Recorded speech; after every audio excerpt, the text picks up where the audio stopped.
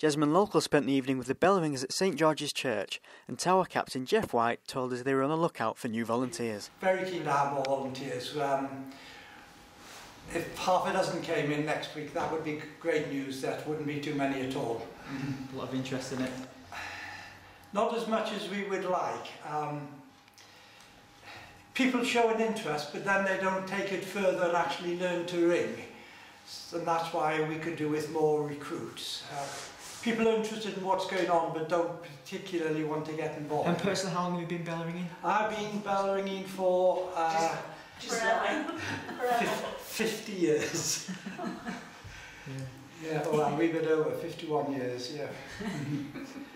Just started very young. He was like retired yet. It's not retired yet. What would you say you enjoyed the most about bell ringing? The satisfaction of really good ringing and being part of a team of other good ringers. We often ring what are called quarter peals, and they take 45 minutes of non-stop ringing. And to ring a really good quarter peal where every ringer is spot on is terribly, terribly satisfying. Our reporters tried their hands at bell ringing, but thought it best to leave it to the professionals.